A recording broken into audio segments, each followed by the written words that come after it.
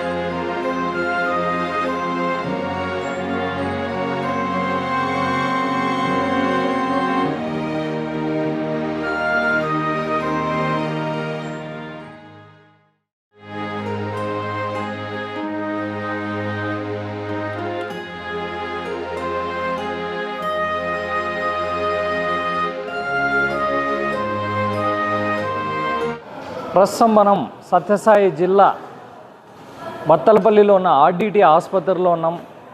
సత్యసాయి జిల్లాలోనే అతిపెద్ద ఆసుపత్రి ఇది గవర్నమెంట్ ఆసుపత్రులు కాదు, ఇది ఒక ట్రస్ట్ ఆసుపత్రి, రూరల్ డెవలప్మెంట్ ట్రస్ట్ మెయింటైన్ చేస్తున్న ఆసుపత్రి. 352 పడకల హాస్పిటల్ ఇది. దాదాపు రోజుకి 1000 మంది పైన అవుట్ పేషెంట్లు వస్తుంటారు ఈ హాస్పిటల్కి. సత్యసాయి జిల్లాలోనే అతిపెద్ద హాస్పిటల్. కేవలం సత్యసాయి జిల్లా డివైడ్ అయిన తర్వాత ఆర్డిటి హాస్పిటల్తో పాటు పుట్టపర్తిలో ఉన్న సత్యసాయి బాబా హాస్పిటల్ మాత్రమే ఈ జిల్లాకి పెద్ద హాస్పిటల్స్గా పరిగణిస్తారు. ఇంత పెద్ద హాస్పిటల్ ప్రమాదంలో పడింది. ఏంటి ఆ ప్రమాదం? కేంద్ర ప్రభుత్వం ఎఫ్సిఆర్ఐ నిధులు ఆపివేయడం వల్ల ఈ హాస్పిటల్ మనుగడ ప్రశ్నార్థకమైంది. ఎందుకు ఈ హాస్పిటల్ ఏం చేస్తుంది? ఉమ్మడి అనంతపురం జిల్లాకు కానీ సత్యసాయి జిల్లాకు కానీ ఈ హాస్పిటల్ ఎలా ఉపయోగపడుతుంది? అతిపెద్ద హాస్పిటల్ మూతపడడానికి కారణం ఏమవుతుంది? ఎందుకు కేంద్ర ప్రభుత్వం ఎఫ్సిఆర్ఐ నిధులు వదలడం లేదు?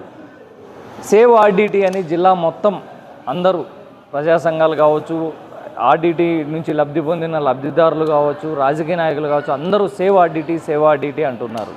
ఎందుకు సేవ్ ఆర్డిటి? మీరు చూడొచ్చు, ఇంత పెద్ద హాస్పిటల్ సత్యసాయి జిల్లాలోనే అతిపెద్ద హాస్పిటల్ గవర్నమెంట్ చేయలేనిది ఇక్కడ చేస్తున్నారు. జిల్లాలోని 352 పడకల హాస్పిటల్. ఈ హాస్పిటల్లో చాలా ప్రత్యేకతలు ఉన్నాయి. కేవలం 200 beds only for children and ఉమెన్కే కేటాయించారు. మిగిలిన బెడ్స్ అన్నీ రకరకాల ట్రీట్మెంట్, జనరల్ కానీ సర్జరీస్ కానీ రకరకాల సర్జరీస్ కానీ చాలా తక్కువ ధరలో అద్భుతమైన ట్రీట్మెంట్ అందుతుంది. కార్పొరేట్ కంటే అద్భుతమైన ట్రీట్మెంట్ అందుతుంది. మరీ ప్రత్యేకంగా చెప్పుకోవాల్సింది, ఇక్కడ హెచ్ఐవి పేషెంట్లకు కూడా ఒక సపరేట్ హాస్పిటల్ ఉంది. దాంట్లో హెచ్ఐవి పేషెంట్లకి చాలా మెరుగైన చికిత్స అందిస్తున్నారు. నాకు తెలిసి జిల్లాలో ఎక్కడా లేదు ఇటువంటి ఫెసిలిటీ. సో ఈ హాస్పిటల్నే కాదు, ఆర్డిటి సంస్థని కూడా కాపాడుకోవాల్సిన బాధ్యత అందరి మీద ఉంది. దయచేసి ప్రజలు కూడా గమనించాలి. అందరూ సేవ్ ఆర్డిటి అని మీ స్థాయిలో మీరు కూడా సోషల్ మీడియాలో కావచ్చు, లేకపోతే మీ దగ్గర ఉన్న ఏ మాధ్యమం నుంచి అయినా కూడా సేవ్ ఆర్డిటి అని మీరు నినదిస్తే ఇది సెంట్రల్ గవర్నమెంట్కి చేరగలిగితే ఎఫ్సిఆర్ఐ నిధులు కానీ ఆపకోకుండా ఈ సంస్థను కాపాడుకోవాల్సిన బాధ్యత ప్రతి ఒక్కరి మీద ఉంది. ఏమన్నా ఆర్డిటి హాస్పిటల్ ఎలా ఉంది? చాలా బాగుంది సార్. నా పేరు గౌస్లాజం. నాది సత్యసాయి జిల్లా తలుపుల మండలం తలుపుల గ్రామం కుమ్మరిపేట నివాసం నాది. నేనైతే నా కూతురు ప్రెగ్నెంట్ ఇక్కడ పిలుచుకొని వచ్చినాను చూపించుకుందామని. నేను వచ్చేటప్పుడు ఇంతకుముందు కూడా చాలా సార్లు చూపించాను, పక్కన చూపించాను, చాలా అమౌంట్ అయ్యేది. కానీ ఇక్కడ హాస్పిటల్ ఆర్డిటి హాస్పిటల్ బాగుందని ఇక్కడ పిలుచుకొని వచ్చాను. వచ్చేటప్పుడు ఒక రేషన్ కార్డు, ఒక ఆధార్ కార్డు తీసుకొని వచ్చినాను. ఆ రేషన్ కార్డు, ఆధార్ కార్డు మీద ఓపీ తీసుకొని ఇక్కడ 2వ నెంబర్ పంపినారు. పంపినప్పుడు వాళ్ళు స్కానింగ్లు, బ్లడ్ టెస్టులు అవన్నీ చేసినారు. కానీ ₹1 కూడా తీసుకోవడం లేదు. బియ్యం కార్డు, రేషన్ కార్డు మీద అన్నీ ఫ్రీ. ఇంత పెద్ద సంస్థ బాగా నడుస్తున్నది. పేదవాళ్ళకు మాత్రం మంచి పునాది లాంటిది ఇది. ప్రతి ఒక్క పేద ప్రజలు ఇక్కడ నమ్మకంతో వస్తారు, నమ్మకంతో తల్లి బిడ్డ క్షేమంతో పోతున్నారు. అతి తక్కువ అమౌంట్, తక్కువ అంటే చాలా తక్కువ. అందుకని ఇట్లాంటి ఆర్డిటి సంస్థలు ఇంకా ఎన్నో ఉండి పేద ప్రజలకు బాగా చూసి అందరూ బాగుండాలని ఈ ఆర్డిటి సంస్థకు నా తరపు నుంచి ధన్యవాదాలు తెలియజేస్తున్నాను. ఆర్డిటికి ఏదో ప్రాబ్లం వచ్చిందంట, డబ్బులు నిలిచిపోయినాయి, దాని ఇబ్బంది పడుతుంది, ఆర్డిటి మూతపడే ప్రమాదం ఉందంట. దీనిపైన మీకు తెలుసా? సార్ చెప్పుకుంటున్నారు కానీ ఇట్లాంటి సంస్థలు, ఆర్డిటి సంస్థలు పేద ప్రజలకు లాభసాటిగా ఉన్నాయి. కానీ ఏ దాంట్లో కూడా అన్యాయం లేదు, డబ్బు సమస్యలు లేవు. ఇట్లా సంస్థలు గవర్నమెంట్ మూసివేయకుండా ఇట్లాంటి సంస్థలు ఇంకా వీళ్ళకి అవకాశం ఇచ్చి ఇంకా ఎన్నో సంస్థలు నిర్మించి పేద ప్రజలకు న్యాయం చేసి హాస్పిటల్ అనేది, ఆర్డిటి హాస్పిటల్ అనేది ఒక నమ్మకమైనది పేద ప్రజలకు అందరికీ. ఇట్లా హాస్పిటల్ మూతపడకుండా న్యాయం చేసి ఏదో జరిగినట్టు చేయాలని నా అభిప్రాయం. మీరు ఎప్పటి నుంచి వస్తున్నారమ్మా ఇక్కడికి హాస్పిటల్కా? 2 years నుంచి. ఎలా ఉంది ఈ ఆర్డిటి హాస్పిటల్లో? ఎలా ట్రీట్మెంట్ చేస్తున్నారు? బాగా చేస్తున్నారు సార్, బాగా చేస్తారు, బాగా చూస్తారు. ఎంత ఖర్చు అవుతుంది? 300-400. బయట చూపించుకుంటే ఎంత అవుతుంది? బయట చూపించుకుంటే ఒక 1000 అట్లా అవుతుంది. ఇక్కడైతే తక్కువ. మీరు ఏం ట్రీట్మెంట్ కోసం వచ్చారు? ప్రెగ్నెన్సీ ట్రీట్మెంట్ కోసం వచ్చారు. ఇది ఇక్కడంతా బాగున్నాయా మీకు? బాగున్నాయి. నా పేరు షేక్ షావలి అండి. నా వైఫ్ పేరు సుల్తానా. ఆల్మోస్ట్ 7 years కింద నా వైఫ్కి ఇక్కడే నార్మల్ డెలివరీ జరిగింది. సో దాని మూలాన again this is a second delivery తనకు. సో ఆర్డిటికి రావడం జరుగుతుంది. గత 3 months నుంచి మేము రెగ్యులర్గా చెకప్స్కి వచ్చి చేయించుకుంటూ వెళ్తూ ఉన్నాం ఇక్కడ. బట్ రీసెంట్గా 1 month నుంచి ఈ ఆర్డిటి గురించి కొన్ని ఇష్యూస్ బయట వార్తాపత్రిక, మీడియా ఛానల్స్లలో రావడం కానీ జరుగుతుంది. దీనివల్ల ఇక్కడ కొన్ని వేల మంది గర్భవతులు కానీ, బాలింతలు కానీ అందరూ లాభపడిన వాళ్ళే. ఇది ఒక ట్రస్ట్, రియల్గా దాని పేరు ఏదైతే ఆ రూరల్ డెవలప్మెంట్ ట్రస్ట్ ఉందో ఆ పదానికి సార్థకం చేస్తూ సర్వీసెస్ ఇస్తున్న సంస్థ ఇది. అలాంటి సంస్థని మనం గవర్నమెంట్స్ తరఫు కానీ ఏదైతే state government or central government they need వాళ్ళ అట్లీస్ట్ పాజిటివిటీ ఎంకరేజ్ చేస్తూ వాళ్ళ సైడ్ నుంచి సపోర్ట్స్ని ఇస్తే గినా ఇలాంటి పేద ప్రజలకి ఇక్కడ ఉన్న, ఎందుకంటే ఈ ఆర్డిటి వల్ల ఓన్లీ ఇక్కడ ఉన్న ఈ చుట్టుపక్కల గ్రామాల నుంచి వేరే వేరే జిల్లాల నుంచి కూడా ఇక్కడికి వచ్చి సర్వీసెస్ని తీసుకుంటూ ఉన్నారు. సో అలాంటి సర్వీసెస్ ఇచ్చే సంస్థని మనం ప్రోత్సహించాలి, కానీ అడ్డు తగలడం ఎంతవరకు సమంజసం అనేది అటు గవర్నమెంట్ కానీ తెలుసుకోవాలి. దీన్ని సపోర్ట్ చేయాల్సిన బాధ్యత ప్రతి ఒక్కరిగా, అంటే నాతో కాకుండా ఇలాంటి ప్రజలు కూడా ముందుకు రావాలి. గవర్నమెంట్ సపోర్ట్ ఇస్తూ ఇలాంటి వాటిని ఎంకరేజ్ చేస్తూ మనం ప్రోత్సహించాలి, కానీ ఫండ్స్ని ఆపేస్తూ ఇక్కడ ఉన్న వీళ్ళని ఆర్థికంగా బలహీనపరచడం వల్ల ఎవరికి లాభం వస్తుంది చెప్పండి? దీనివల్ల ఇప్పుడు మనం ఏదైనా ప్రైవేట్ హాస్పిటల్స్ కానీ కార్పొరేట్ హాస్పిటల్స్కి పోవడం వల్ల ఎంత ఆర్థికంగా చితికిపోతారు అనేది ఇది తెలిసిన నగ్న సత్యం. సో అలాంటిది అతి తక్కువ ఫీజెస్తో, నామినల్ ఛార్జెస్తో వాళ్ళు సేవలు అందిస్తున్నప్పుడు అలాంటి దాన్ని మనం ప్రొటెస్ట్ అంటే సేవ్ చేయకపోయినా పర్లే, కనీసం దాన్ని అణిచివేయకుండా మనం చూడాల్సిన బాధ్యత గవర్నమెంట్కి ఉంది ఎంతైనా. సో నా request, I'm humble request to the government, so please save the. నా పేరు సారమ్మ, నాది అనంతపురము. నాకు 3 కూతుర్లు. ఒక అమ్మాయికి వచ్చేసి ఫస్ట్ నార్మల్ చేసినారు, బాగా ఏం ఇబ్బంది లేకోకుండా ఏం ఖర్చు లేకోకుండా ఆ పాపకు అంతా ఆరోగ్యంగా పాపకి నా కూతురికి ఆరోగ్యంగా బాగా చూసినారు. మందుల విషయంలో కానీ, బెడ్ విషయంలో కానీ, డాక్టర్ల విషయంలో కానీ అన్ని విషయాలలో నా కూతురికి బాగా చేసినారు. మళ్ళీ ఇంకొక అమ్మాయిని ఉడక అనంతపూర్లో చూపించలేదు, ఎందుకంటే అక్కడ సిజరీన్లు చేస్తారు, లక్షల్లో డబ్బు ఖర్చు అవుతుందని మేము భయపడి ఆడిట్ అంటే ఒక తల్లిళ్ళు మాత్రం ఉంది ఇక్కడ మాకు. ఆ కూతురు కుడక నార్మల్ చేసినారు. చేసి మేము మళ్ళీ ఆ పాపను ఉడక పాపను తీసుకొని వెళ్ళినా. మూడో కూతురు ఇప్పుడు కుడక మామూలుగానే చూసినారు, అంతా బాగుంది. మాకైతే ఇక్కడ ఆర్డిటీలో ఏ ఇబ్బంది లేదు, ఏ ఖర్చు లేదు, అన్ని అనుకూలాలు బాగున్నాయి. ఆర్డిటీ సేవలు చాలా బాగా చూస్తున్నారు ఆర్డిటీ హాస్పిటల్స్లో. మా కోడలను కూడా 3 days బ్యాక్ హాస్పిటల్కి తీసుకొచ్చినాము.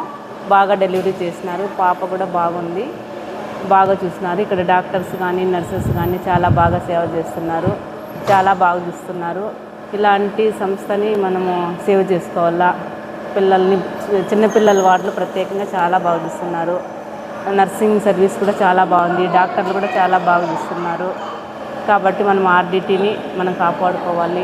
ఆర్డిటీ సేవలు అందరికీ, పేద ప్రజలందరికీ అందాలని కోరుకుంటున్నాము. సుబ్బరాయుడు సార్, ఉదయంపేట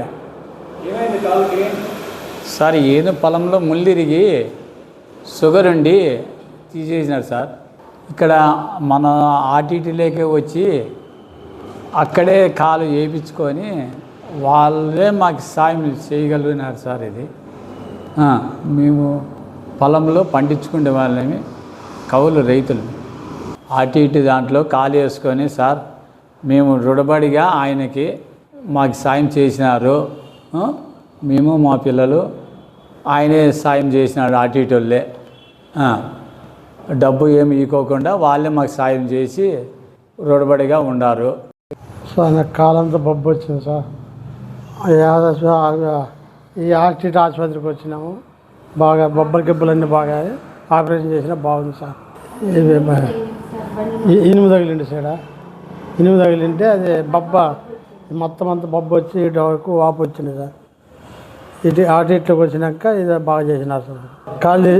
బయట ఆసుపత్రిలో కాలు తీసేయమన్నారు, వచ్చినాక బాగా చేసినారు. వాపు లేదు, ఏంది లేదు, బాగా నెడతారు సార్.